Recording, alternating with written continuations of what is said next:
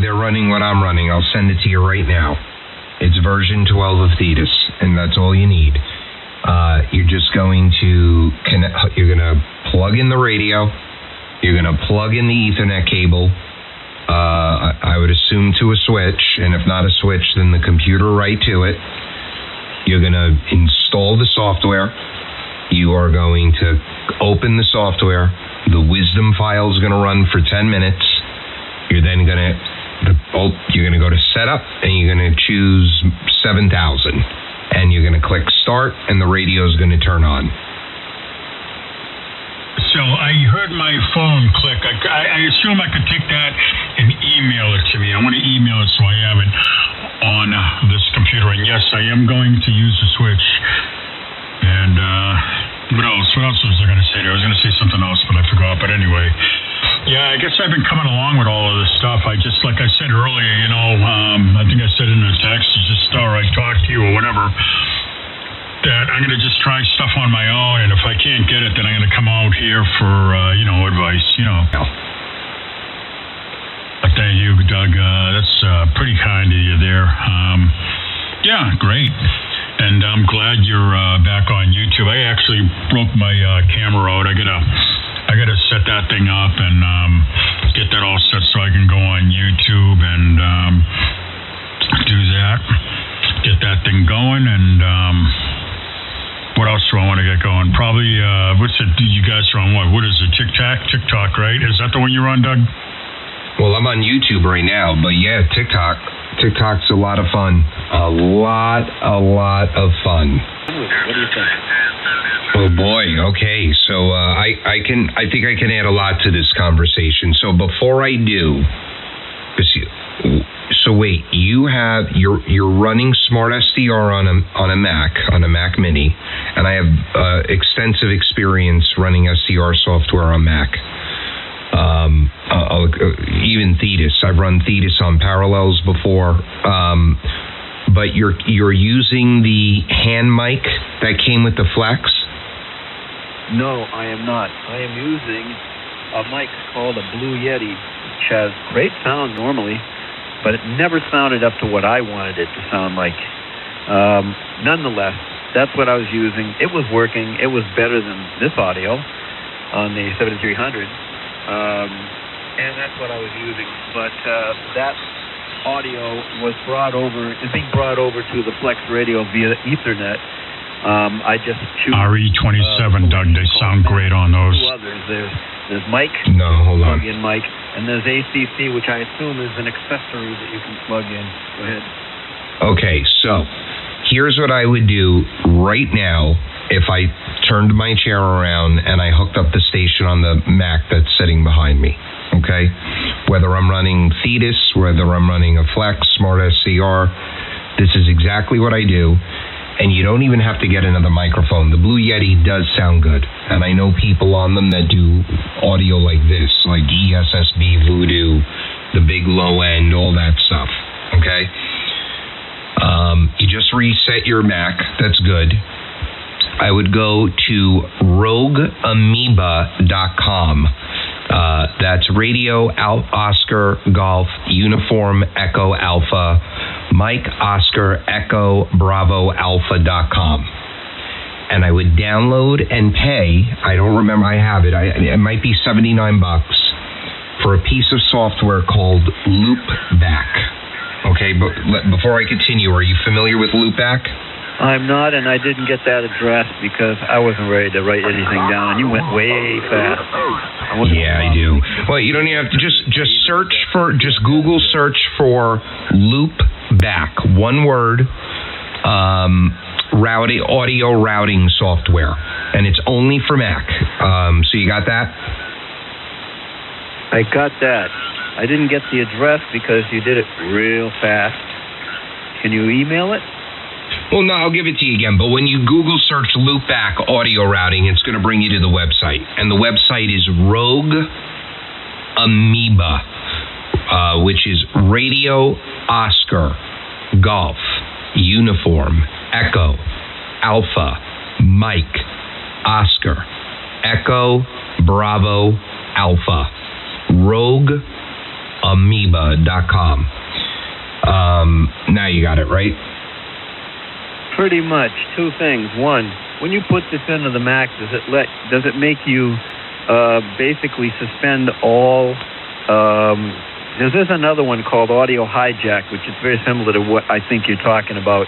It's a very similar thing. And when you go to install it, it wants you to basically give up all the security that you have in the Mac for apps. I mean, there's no freaking way I'm doing that. I'm a security guy. Well, then it's the same company that makes Audio Hijack, so I would assume it does.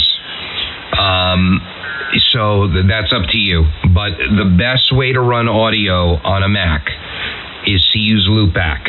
And what Loopback does, it allows you to create as many virtual audio devices as you want. And the reason I used to use it was I was using an audio interface and a regular mic, not a USB mic. So I was using either an RE27 or a Neumann or whatever other mic I have. And I would create an audio device, and I would call that audio device raw microphone, okay? And that would just be my raw microphone. Then I would go into a DAW like Logic Pro, and I would have that, my input into Logic Pro would be raw microphone. And then I would create another audio device, and I would call it like DAW output. And the DAW output would be the output from the DAW. Then inside Smart SDR, or inside Thetis, or whatever SDR software you're using, you make your input that virtual device that you created. And in my case, I called it DAW output. And now I can share. So like the problem with Windows is Windows doesn't let you share drivers with multiple pieces of software. And the only way to fix that solution is to either have multiple sound cards, or AKA audio interfaces, or use Voicemeeter Potato, which is extremely complicated. I feel CPU intensive, and now it does work well. It used to crash a lot. But on the Mac, Loopback is flawless. Zero issues with it. You could have 50 different audio devices using all 50 at the same time in 50 different pieces of software, all running at the same time, and there will be no conflict. Now, because you said you're a security guy, I'm wondering if something in Smart SDR or your settings in the Mac is blocking the mic audio from getting to Smart SDR. Well, that's the $30,000 question that Marcus couldn't come up with. We went round and around, and I'm a computer consultant, or I used to be when I was working. It was one of the jobs I did, so I know my way around a computer pretty well. I know what you're talking about, too. But you give up a lot of security when you install that audio hijack, and I would assume, like you say, it's probably the same on this. Now, I thought, well, gee, there's one way I could do it. I could use a virtual machine, but guess what? When I make a Mac virtual machine, it won't run it. So they pretty much trap me into either doing that or not doing it, and no, I'm not doing it. I do other financial and other stuff on there, and there's no way I'm opening up that computer. It's WA1MYQ. Yeah, no, that's fair enough. Did Marcus have you look at the MIDI settings, the MIDI audio settings in the Mac settings? Oh, absolutely. The guy's a smart guy, no doubt. I have no doubt that he's pretty much checked everything, because everything I could think of and everything that he could think of, and he couldn't figure out what it was, and I told him how I was Band-Aiding it. It's something really odd, and I just guarantee it's something to do with a freakish way, that because of security, I'm assuming, the freakish way that Mac pipe audio from one place to another, where Windows doesn't have that problem. So I think the simple solution, without my spending a ton of money and then finding out it doesn't work, is to just get a decent microphone and hook it up and EQ it, or use a Windows machine. So right. And if you want to continue on Mac, you could go get yourself an XLR mic, like an RE27 or something like that. And then you could do it one of two ways. You could either plug it into a outboard preamp, and then the preamp output would go directly to the balanced input on the back of the Flex. That's one way. Or you could go pick up, a relatively inexpensive audio interface, like a Scarlett or a Mo2 or an M Audio, and you could plug the XLR cable right into the audio interface, and then that audio interface will USB into the Mac Mini. The only concern there is if it's blocking your mic, it might block the audio interface, so I don't know. Yep. Well, those are your options.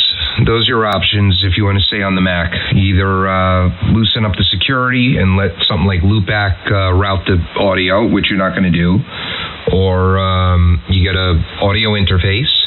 But even if you don't get an audio interface, whatever mic you get is going to need a preamp. It's not going to get power.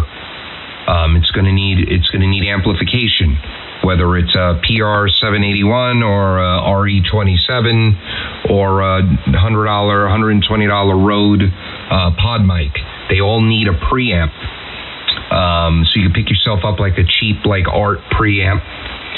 They're small, and that'll power the microphone and will give it gain. And then that goes right into, I forgot what Flexi said. So you either have a 1/4-inch phono jack in the back for a balance input. If you have that, that's what you'd want to use. If you don't have that, you got to use, the line in or whatever they call it. I didn't work on it today. I had other stuff to do, and I wanted to get my Hermes talking on my laptop, and I'll probably download the software tomorrow. I got to move some stuff around, and I'm a little slow when I do things. I try and take my time about doing it so I don't screw things up or anything like that, but I will get to it. It will be on the air pretty soon. I assume that the package came in good shape. But yeah, Jesus, that was an excellent packing job. I got other things to do, like I have to pull the Lux apart, and I gotta put the other pad, the original pad, back in it, so in case I do smack with 100 watts, it ain't gonna blow it up, Hey, Chaz. Yes, sir. Are you running 1 or 1A? 1 alpha. There is no 1. Yeah, he got rid of 1. So the first guy, it looks like Jody installed it, and it whacked up his database, and then Richie fixed it right away and released 1 alpha. Yeah, 1 alpha will show up now. If you guys that have running Thetis, look at the bottom of the left corner of your screen. Are you fortunate enough to have the voltage and the current down there? Well, some of the radios do not show that. Yeah, I have both. Yeah, I've got the voltage and the amperage. Well, I did not have that until I installed 1A. He fixed the problem. Interesting. What are you on, the 7 or the G2? I'm on a 7000 Mark II.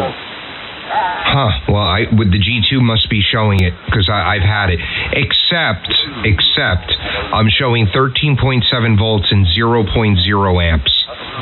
Well, when you bring in 1A, the amperage is working now, both the voltage and the amperage.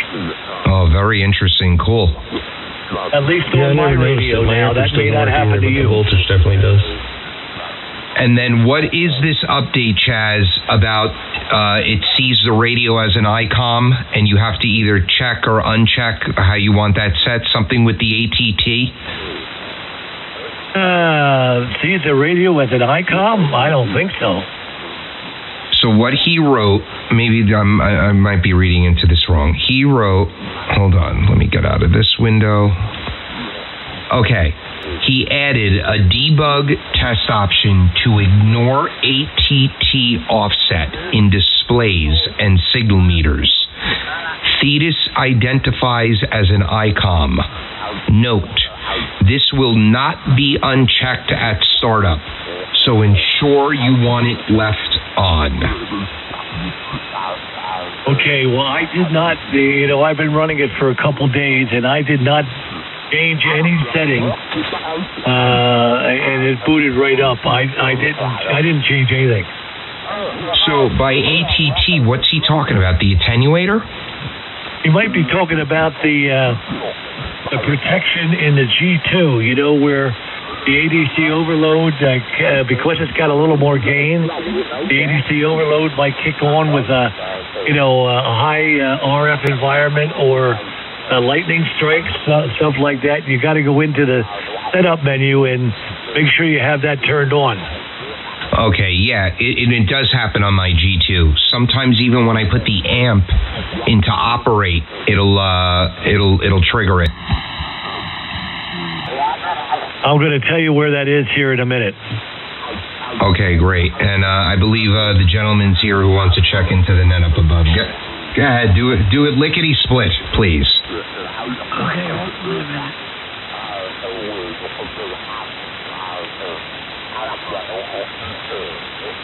You're awful nice. Don't go to general and options. General options on the second line. For about 2 minutes here, Chaz, because my setup window is on my rebooting monitor right now. I gotta wait for the refresh to end. It'll be done in a minute. I'll let you know.